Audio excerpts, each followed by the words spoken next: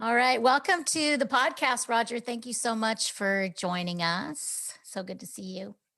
Great to be here. Thank you. All right. So, the very first question we ask all of our guests is many seekers can recall that point in time when they started to question their so called reality that they were taught. Can you remember when you became a seeker or when you started to question things? Um, I think I was born a seeker. And I think we all were, really.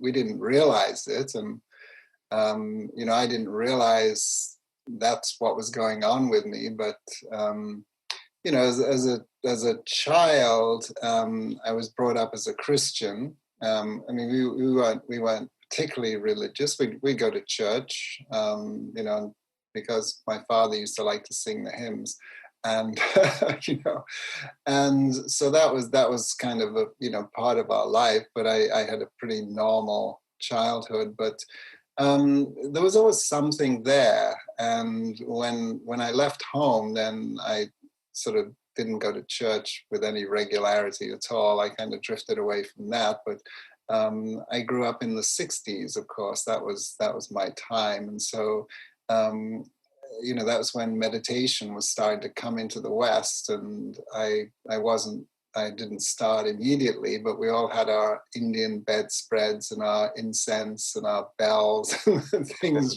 like that. And so it was there. It was there to, sort of, but hidden. But really, when things woke up, really was when I learned to meditate. I learned to meditate officially in 1972, in the beginning of 1972, and from the very first meditation, that was it. Everything cleared, almost, and I knew that was going to be the rest of my life. And within a matter of 5 or 6 months, I'd given up everything I was doing, which wasn't a whole lot. But anyway, I quit my job and all of that, and I went off to train to become a teacher of meditation. And that's been my life pretty much ever since. I've had periods where I had to go and make money to pay the bills and do other things, but really that's been the foundation of my life ever since. So I guess you could say that was.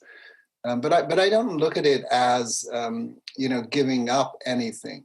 I think it was more just a sort of transition and building on what was already there but was hidden, if that makes sense. Did you feel a sense of being lost before you found meditation or in college? Did you ever feel that? I'm still lost. you know, if we call ourselves seekers, then we must be looking for something, and so we have something lost. So, but I didn't know. I mean, I didn't feel lost in the sense that I was wandering around aimlessly. No, I mean, I was too busy, in the pub and drinking beer and partying and things like that to be lost. But and those days are gone now, of course.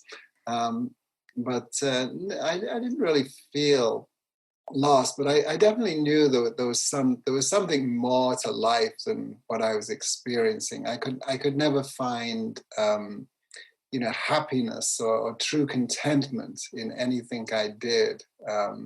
Whatever I was doing it just for the sake of doing it. I was working to make some money so I could you know live and things like that. So there wasn't that sort of essence. But my mother was an artist, and so from a very early age, she used to haul me off to art galleries with her and things like that. So I had a very very broad education in that sense. My father was an engineer, and so he was very organized, where my mother was an artist. She was all over the place. So it was an interesting dynamic there in the house. But I had a very good childhood. I mean, my parents were very loving and took care of me and all of those things. So, um, and so I think, looking at it from the perspective of karma, if you want to get into karma, which we don't have to, but I was born into a good family that was allowed me to express. You see, when my father, being an engineer, he traveled all over the world, and when I learned to meditate, I was in 1972, and at the time I was living in England, which is where I'm from. And my parents were living in Bahrain in the Persian Gulf. My father was working there. My mother was there with him. And, so I wrote to them and said, I've learned to meditate and I would really like to, train to be a teacher and, give up my job and this and this and this. What do you think? And they wrote back and said, absolutely. If that's what you want to do, then follow your heart. And I mean, I don't know how many parents would have done that, but they were totally supportive of me. And, so so all those things, it all came together, so to speak. So you didn't have much familial or social resistance to your exploration when you decided to kind of go down that path. It sounds like that was a pretty natural next step. It wasn't necessarily. Absolutely, yeah. I mean, I have a sister who's older than me, and she actually had a book on meditation, which she gave me. I mean, I don't know whether she even read it or not, but she had this thing because, in the 60s, we all collected these things. And so she was, delighted that I was going to go off and do something, have this adventure. I mean, I think my family saw it as an adventure. Here I was going off to study meditation and become a meditation teacher. Finally, he's going to do something worthwhile with his life. Yes, I can relate to that. My dad thought that when I was going to massage school, though, to become a massage therapist. He was like, finally, she'll have something on paper that she can make a living at. Yeah. Okay, so since I never did become, of course, a TM teacher, um, but I did go through the cities and stuff. So could you share with us maybe, because I know for me it was absolutely life changing for me when I did, because I did the cities, first cities, uh with at Gallaudet University, with the TM people, and so it was like 30-day program there when they were doing that big demonstration. So my life completely changed from that moment on. So is there any turning point there with the long meditations that you did for becoming a teacher? Yeah, I mean, when I became a teacher, it was way before the TM City program, and my teacher training was, well, what I did initially is I worked for the I volunteered for the TM organization. They had, because I didn't have any money, and so I couldn't afford to just go and be a teacher. But they had a program where they used to do 3 courses consecutively. They were residential course and they were 10 weeks long. And they did 3 of them consecutively. And the deal they offered was that if you worked for 2 of them, you got the 3rd one free. So that's how I earned my teacher training, if you like. And so I was part of that whole environment and actually instead of doing the 3rd one, because everyone who was on staff wanted to rush off and do the 3rd one, they begged me, because I was in charge of all their housing and the accommodations and things like that. Mm-hmm. They had a lot of people. They had like 1,500 people on these programs in those days. It was huge. Mm. And so they begged me to stay on and work the 3. So I worked for, whatever that was, like 8 or 9 months in that environment. And then I went on and did my own training. And my teacher training, as I said, was 10 weeks and in residence. And so a lot of that was just deep meditations. We'd meditate, we'd get up in the morning and we'd meditate till lunchtime. We'd have lunch and then we'd sort of hang out for a little bit. Then we'd go back and meditate till dinner time. And then we'd have some, teaching or something, lectures in the evening. And so there was a lot of meditation, which was great because, what it did is it allowed us to have all the or most of the potential experiences that anyone could have when they meditate. So, then the experiences I didn't have, the guy in the room next door was having. So we heard about those when we met and talked together. So it was great in that sense that we had such an opportunity to go so deep before we actually went out and started teaching other people. Nowadays, I don't know with the TM organization what their training is anymore, because I'm not involved with that organization now. But most of the meditation schools now, it's kind of get them in and get them out as quick as possible. And I'm not discounting what's there, but people don't have that same opportunity. And nowadays, people don't want to spend the time as well. If we, I'm with Chopra nowadays, and if we told people, well, you have to come for 10 weeks in residence to be a teacher, we'd probably get 5 people show up. So That's such a good point. People don't want to put in the time. It's very yeah. interesting. Yeah. And nowadays, everything has to be instant. You want to. The computer doesn't boot up. It's. Well, that's kind of been, I think the early part of my experience. Corinne was my meditation teacher, and I think there's such an expectation for meditation to do something for you. I think in the earlier stages of learning to meditate in my generation, there's got to be an instant gratification to meditation in a lot of ways, or that's the mindset rather. And that was my mindset, my early 20s is, okay, I'm going to meditate because it's going to give me this. And if I get this, then I can meditate more and it's going to give me this. And there's always something you're trying to achieve in your immediate life from meditation. And ultimately, what I guess I've discovered out of meditation is that it's not really to achieve anything. It's what's hard to say. What is your words on what is it's to enrich everything. There you go. I think that's the word, because that's really what meditation is. A lot of people, of course, have the misconception that meditation is about the experience that they have during meditation. Yes. Whereas it's not. The experience during meditation will be whatever the mind and the body needs at that time. So if you're tired, you may fall asleep. If you've got a lot of stress and anxiety, then you might, have a lot of emotional release and stuff like that. And sometimes we do have those quieter experiences. But the real point of meditation is to enrich our lives, mm-hmm. and that's what I've found. When people often say to me, "Well, what benefits have you noticed from meditation?" I say, everything. Everything. Yeah.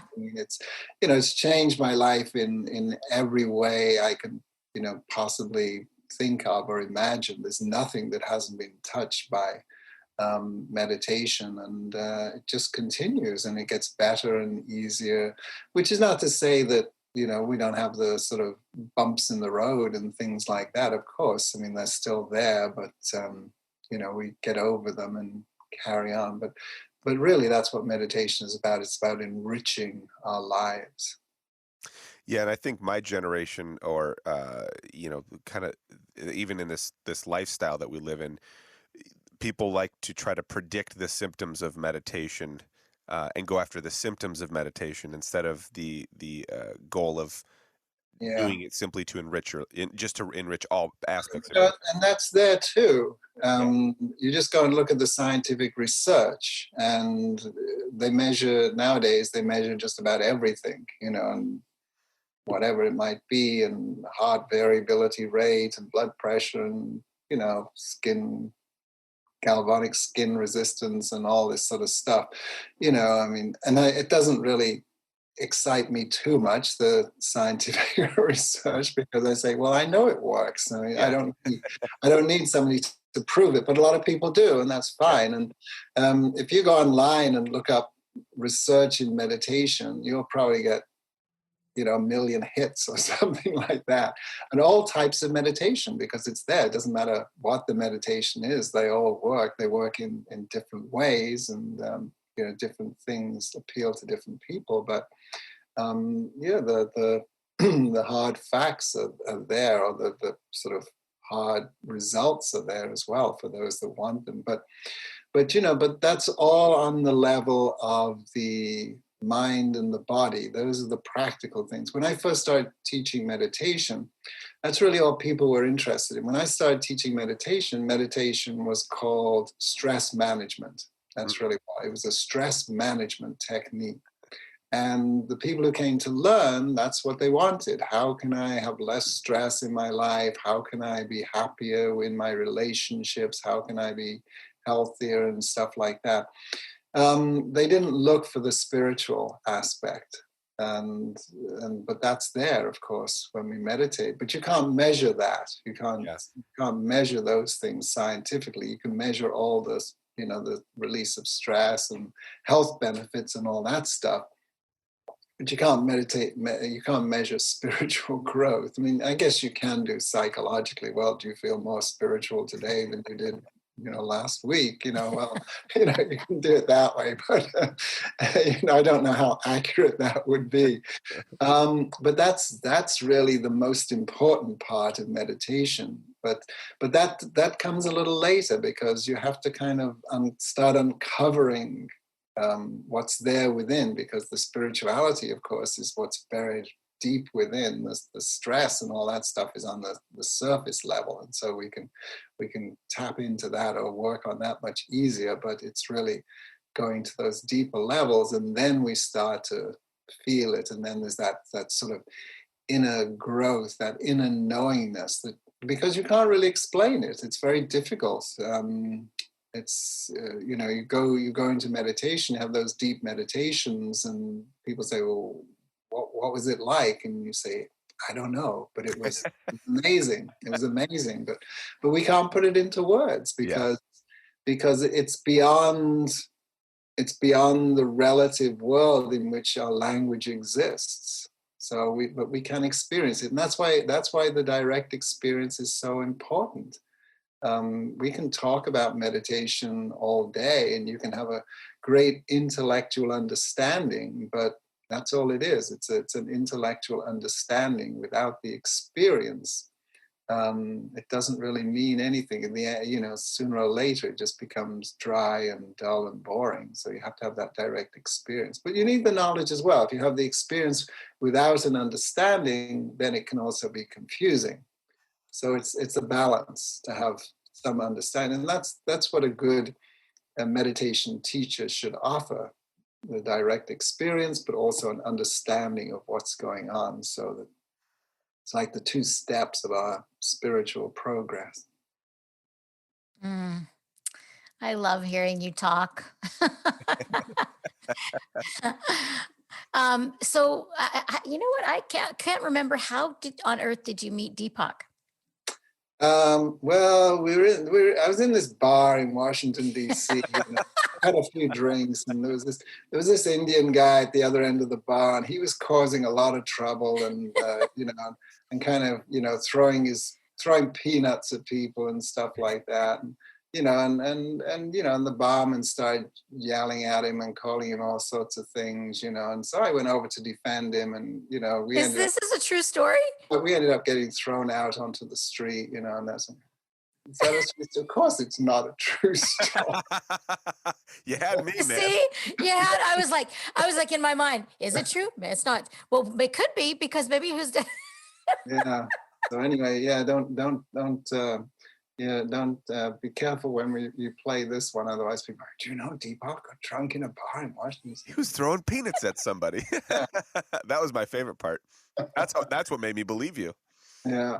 No, well, we were both part of the Transcendental Meditation organization, and we met in 1985, and I was working full-time for the TM organization, setting up Ayurvedic centers around the country. They wanted to set up Ayurvedic centers around the country, and they hired me to do that. So my job was to go into the city, to find a location, to get the staff and the doctors and get them all trained and set up, and then move on somewhere else. And so I'd set up we had one in Fairfield, Iowa, which is where the TM organization has its main US headquarters and the university, a big campus there.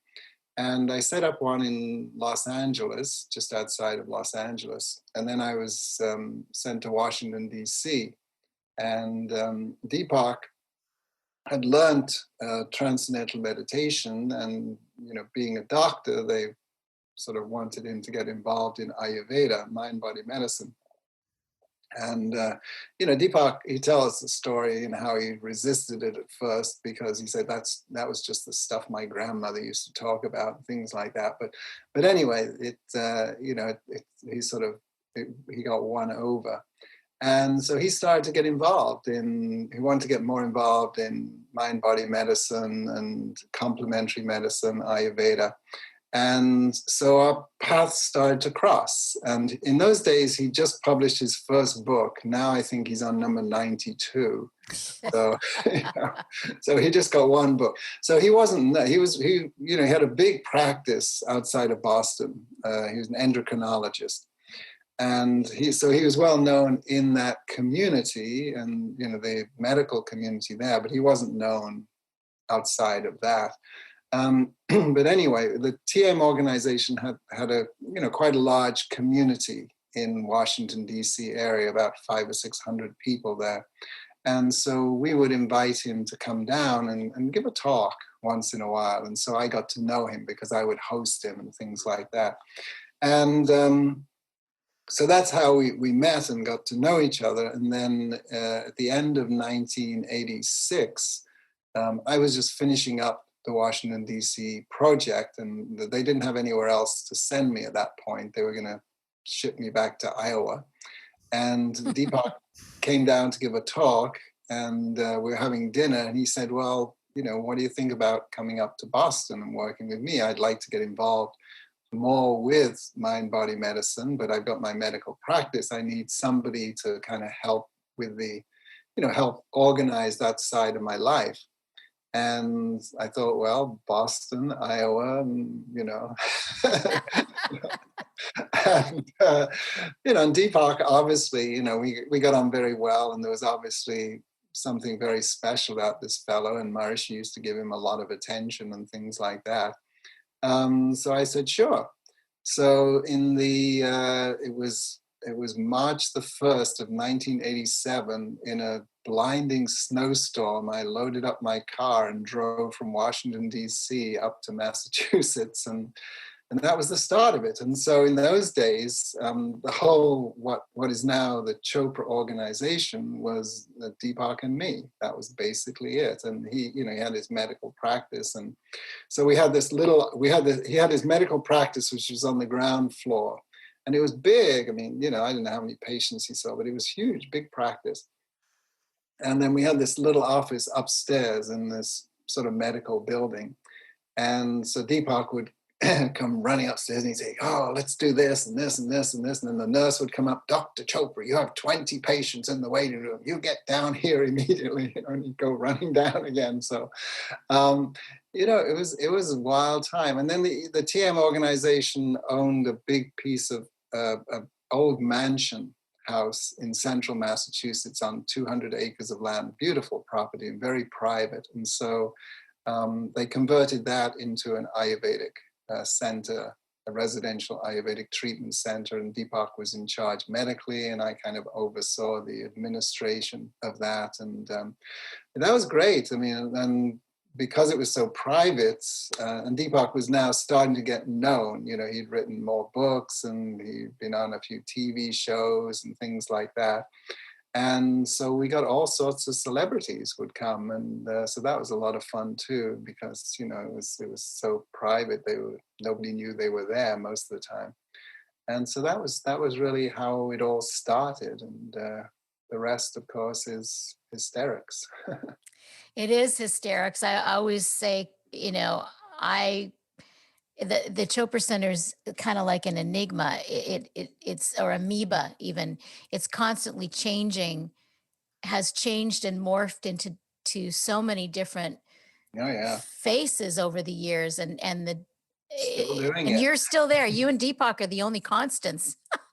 Pretty much, yeah. I mean, we've had like I left for some years. I went off and did some other things for about 5 or 6 years, and then came back. And Deepak, of course, he's involved in so many other things now that he's not fully engaged with Chopra anymore, the organization, because he's got so many other interests going on. But yeah, I mean, we're kind of like the dinosaurs.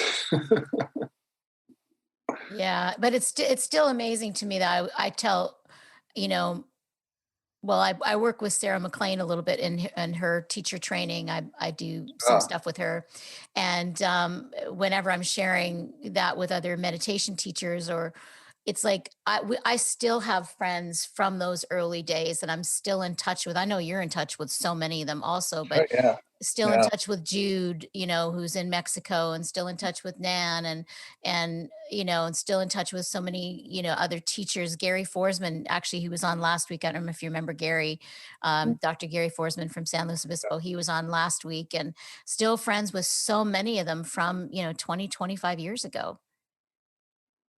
It's Yeah, the bond is of like it is. I mean, minds. yeah, I mean, over the years, and I don't know how many people have been involved over the years working for the organization, or just training as teachers, or just coming to programs there, but hundreds of thousands presumably. And we really, without sort of sounding egotistical, I mean, we really did change a lot of lives, and we helped a lot of people on their spiritual journey. And a lot of them, as you say, are still around. I mean, some of them obviously have moved on to other things or stopped completely, who knows. But a lot of them are still around. Yeah, I mean, I'm in touch with people who uh, were there. Well, like Sarah McLean. I mean, she was there in the Massachusetts That's what days. I thought. That's what I thought. Yeah. And there's Brent Beckbar, who's now an established Jyotish astrologer, has his own Jyotish practice, but he was there from those early days in Massachusetts. So yeah, there's some just kind of can't shake them loose. It's a No, strong bond. no, it's funny though. You're very matter of fact, and just this is what it was at the time. For me, I'm a story guy. I love stories. I want to hear the deeper meaning of everything. But what in your mind was that a big turning point in your life? Starting that practice with Deepak. I mean, would you consider that a turning point, or is that just the next step in your life? I mean, looking back, obviously it was. At the time, it didn't seem. Hmm. It seemed to be, hey, do I want to move up to Massachusetts with Deepak, or do I want to go to Iowa? And it was the middle of winter, so it really wasn't much of a choice. Yeah. Yeah, but we had no idea at all, even in those days. I mean, I can remember. Because it was just Deepak and me, that was it. We had a secretary who worked with us. I mean, I spent a lot of time one-on-one with Deepak. I started setting up talks for him in the greater Boston area, and so I would drive him there, and he would give the talk, and I would sell the one or two books, and then we drive home again. Yeah.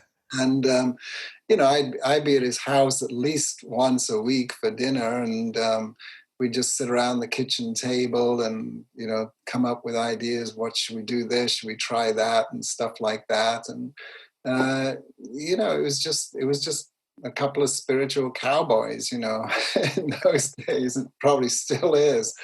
But that's how it was, and we had no idea where it was going. If you'd have told us that we were going to be where we are today, we'd have probably run a mile. And but that was how it was, and it was so. Yes, looking back, of course. I mean, I think that's with most people's lives. I mean, when I look back over my life, and I look back over my life, 200 years of it.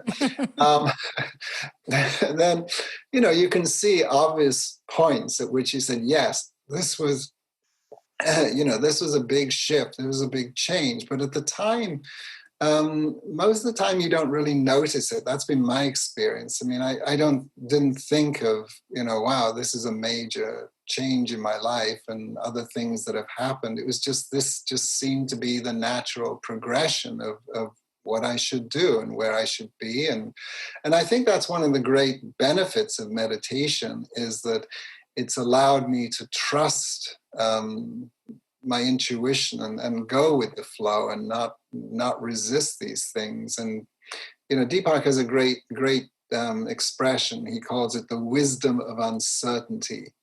And I've tried to embrace that as much as possible in my life, where you don't really know where you're going or quite where you're gonna end up, but there's something inside you which tells you, just to trust and it'll work out. And it's always worked out. And I've never been sort of rich or famous or anything like that, but whatever I've needed always seems to show up. There's a great saying in the Vedas. It says the ignorant person desires material possessions. Mm.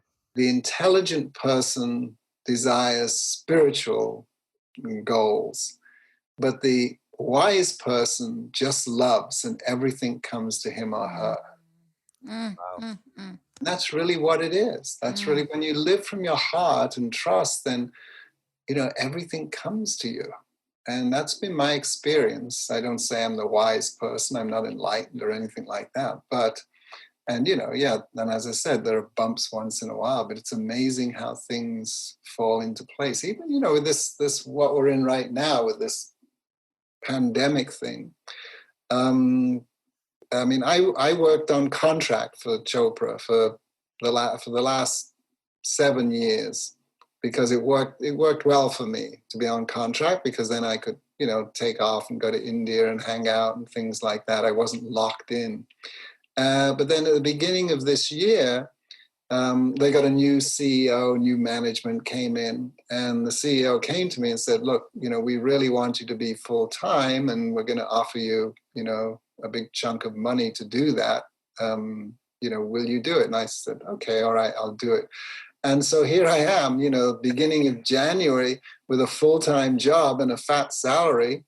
And then the pandemic comes and everything's locked down. And I would have been out of business if I had been working on contract. So, I thought, wow, that's amazing how that just happened. So That is awesome. I've got also many, many stories like that in my life. I've really never followed money in any way. It's just like, right. It just shows up when it's needed, and it somehow works out. It somehow works out with not much planning. Yeah, let me tell you now that the greatest exponent or example of this was my guru, who Maharishi Mahesh Yogi, of course, was my first guru, because he taught me. He trained me to become a meditation teacher, but Deepak and I left that organization to go solo. And some years ago, around, when was it? It was about 2004, I met another Indian guru. He's not known in the West because he came to America a couple of times, but he didn't teach in the West or anything like that, didn't speak much English. Sri Sattva Baba Maharaji, whose ashram is in Varanasi. He's no longer with us. He died some years ago, aged 99. Mm-hmm. But he was a very humble, simple person, but very, very wise and knowledgeable. He'd lived for 10 years in the Himalayas, in the caves and things like that when he was young. And he just, money was whatever. It just came and went. Somebody would give him a donation. It would sit on his table. Somebody else would come in who needed money. He'd just give it away, things like that. And I never heard him ask for anything, except one day I was at the ashram and he said, he called me into his room and he said, we need your help. And I said, oh, okay, what? He said, we need to rebuild the ashram school. Now, I mean, I knew there was a school because there were all these young boys there, but there wasn't any, there didn't seem to be any organization. I never really asked. I don't know why, but they were all they have their lessons wherever, all over the place. And he said, well, yes, the school, that building at the back, and at the back of the ashram, there was this derelict building, it was all fallen down. There was a cow that lived there, and monkeys and things like that. And he said, that was the ashram school. He said it was built about 200 years ago, but gradually deteriorated like buildings do in India, and, until we couldn't use it anymore. And he said, before I die, and he was like 97 then, he said, before I die, I want to, rebuild the school. And he said, I want you to help me.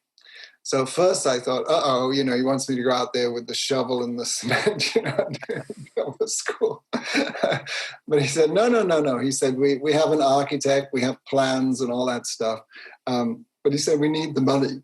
We need the money. We don't. And he said, I need you to help, with the money. And so I said, how much do you need? And it was the equivalent of about, in rupees, but it was the equivalent of about $250,000 US, which sounds a lot. But, but when you consider this was building a school, a residential building for 40 or 50 boys, with the classrooms, the bedrooms, the bathrooms, the whole thing, it's not a lot of money. If you've been doing that in the US, it would have cost 10 times that amount of money, probably.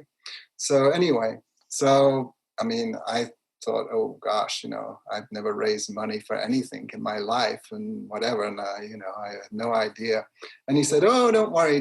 He said, just when I'm feeling all this pressure, he said, don't worry. He said, Lord Krishna sent you to help us. No worries. Now I'm really panicking, God sent me to help you, what? That's no pressure. So anyway, about a week later, I was coming back to the US, and I came back to the US, and a friend of mine who lives in England, who is very rich, and I'd actually taken him and his wife on a private tour of India and taken them to the ashram a year or so ahead. And he knew I'd been in India, and he called me up and said, how was it? How was the ashram? And so on. And I said, hey, you can probably give me some advice. I said, how do we go about raising money? And, he said, well, what do you need? And I said, well, I told him the story of the ashram. He said, well, how much are we talking about? I said, about $250,000 US. He said, okay, I'll give it to you. Just like that. So as soon as I got off the phone with him, I called the ashram and got on the phone with the guru. And I said, hey, guess what? I've raised all the money. And he said, of course you have. We've already started the construction. How do you manage that? I mean, what do you do with that except just revel in it, right? I mean, just you just sort of say, okay, wow, that was it. Yeah. But how do you repeat? See, that's when the ego goes, well, how do I repeat that process? And it's you can't. I mean, I immediately went out and bought a lottery ticket, but that didn't do any good at all. It was worth a try, right? He just earned $250,000. Like, oh, I'm gonna play the lottery. That's awesome. Yeah, and then I wasted $2 on a lottery ticket. So you are actually -2 then in that situation. Really, yeah. Oh, that's funny. Well, and that's man, living with that level of abandonment of attachment, right? Not trying to project why or how or all the details of how to manifest something like that, and just be totally free to this is the goal, and this is what we need, and then just put it out there. And that's a very impressive level of wisdom. Oh yeah. And I mean, I should say that I'm not at that level, that I still I still sort of go about things a little more sort of step by step and logically, but things do happen, and things just do tend to show up at the right time. The right people show up, or the right things show up, but you have to trust, because otherwise when we don't trust, then we get into all this sort of panic and chaos and confusion. And when the right thing does show up, we often miss it because we're sort of, blocking it out. So Yeah, and that's what I'm sorry, I didn't mean to cut you off, but that's what seems meditation is one of the symptoms of is it gets you out of your own way. Ultimately that's what you're trying to do is just clear all that stuff out so you can be focused and follow intuition. That's been probably one of the most gratifying and the most thankful, element of having a meditation practice is the ability to recognize and discern when intuition is speaking in the first place, but then having that consistent practice to know how to trust. That's been an obstacle for me, is how to trust that intuition that's inside, yeah. coming out. Well, you see, meditation brings us into the present moment. Our mind, our thoughts are taking us either into the future or the past. So that's where we're spending most of our lives. You get to be an old person, you look back over your life and you'll go, darn it, I missed the whole thing. I wasn't there, because most of the time we're not here. We're in the future or the past. Meditation brings us into the present moment, and the present moment is the field of infinite possibilities. The world we live in is limited possibilities, but you are infinite possibilities. But you have to connect with that. And once you connect with that, then anything is possible. And that's what meditation does. Meditation connects us with that and allows us then to start bringing it into our lives more and more. It's like, I use the analogy of a swimming pool. When you jump in the swimming pool, you start off dry, you jump in. When you come out wet. You bring some of the pool with you. And meditation is like that. We dive in, we come out, we bring some of those qualities back into our life. And then, then just like with the swimming pool, you sit on the side and the water starts to evaporate, you start to dry up, but then you jump in again, you bring a little bit more out and so on. So it's a cumulative effect. And this is why, meditation isn't a one-hit wonder.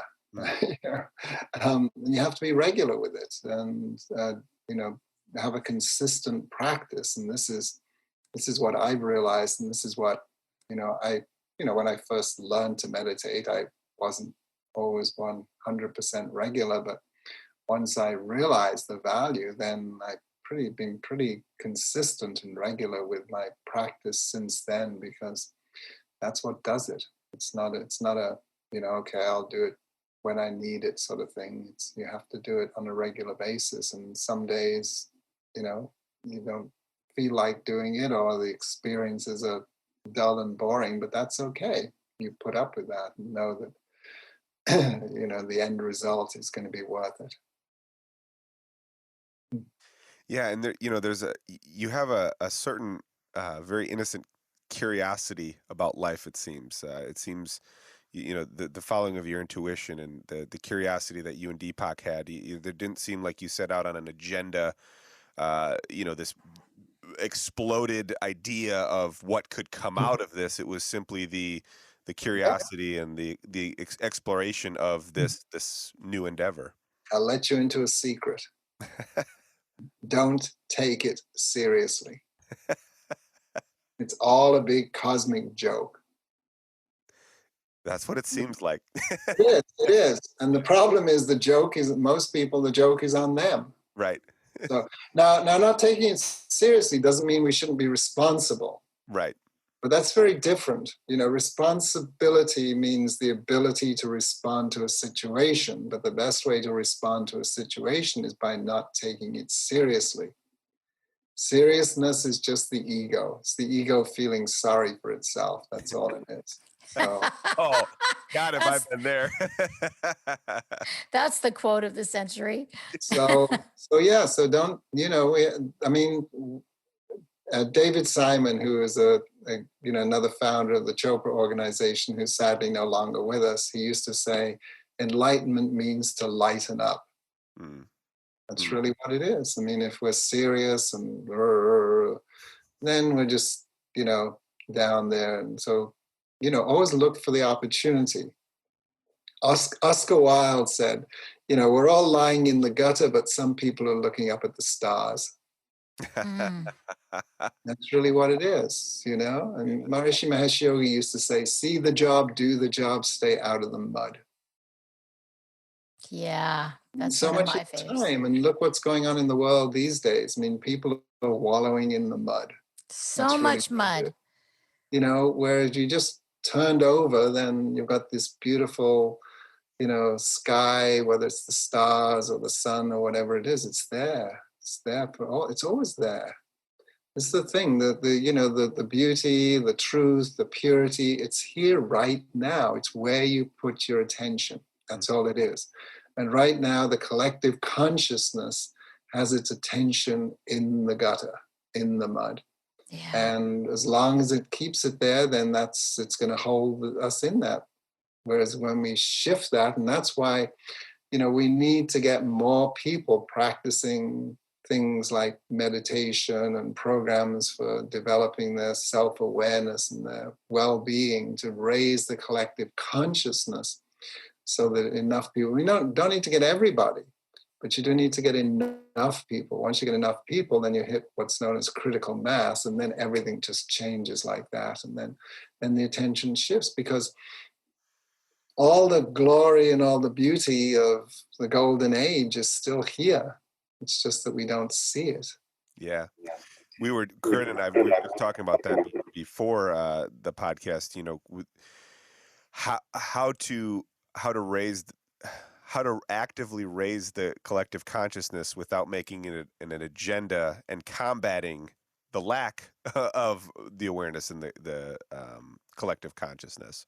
And, you know, we were just kind of talking about the importance of just being present in that lightness, in the lightened upness of kind of that meditative state. You start with yourself.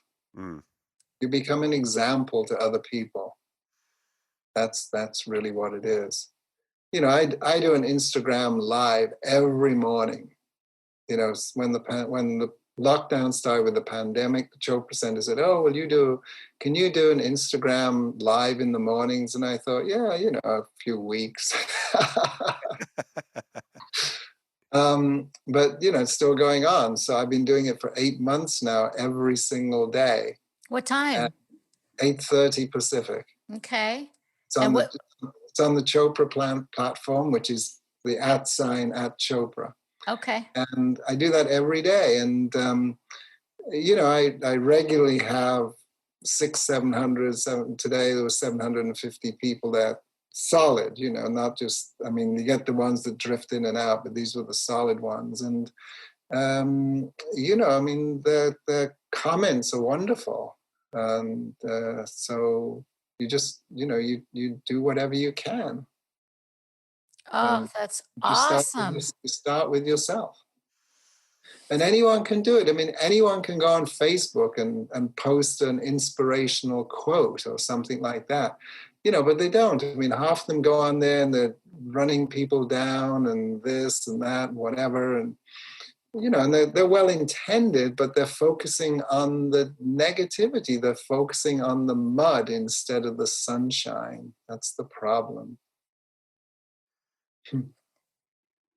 Wow. Now I know where all my wisdom came from. Roger was my teacher. You know, what you put your attention on grows. Mm-hmm. So if you put your attention on the negative, then that's where your life will be. If you put it on the positive, as I said, you know, we don't be foolish. We don't say, oh, nothing's going on, there aren't all these problems. No, we help wherever we can. We be responsible, but we always look for the opportunity. Like we always have an option. We can either focus on the problem and get stuck, or we can look for the opportunity, because every situation is an opportunity for growth. Everything. It doesn't matter what it is. This pandemic, nobody would have wanted this pandemic, but it's here. What is the opportunity? Yeah. What can we learn? How can we create? We don't want to create what it was before, because what was going on before was what created the pandemic, you know? Yeah. So, when are we going to get back to normal again? No, we don't want to get back to normal again. We want to create something wonderful. We want to learn from this and say, okay, how can we create, society where there is good health care for everyone, where there is better education for people, where there is, no racial injustice and all of those things. Let's use this to create a, wonderful society for all of us, not just go back to what it was before. So look for the opportunity in everything. Don't get stuck in the problem. Doesn't matter what it is, there's always an opportunity. Yeah, man, that's really good advice. I mean, that's good advice in general, but great advice, particularly for these times, because it's people. I think people are looking for solutions, from something they're comfortable with, and a lot of times solutions exist in the discomfort of the circumstances, and embracing that, like you're saying, and just really open your mind to what you can find growth from instead of what seems to be keeping you down, and yeah, that's good advice.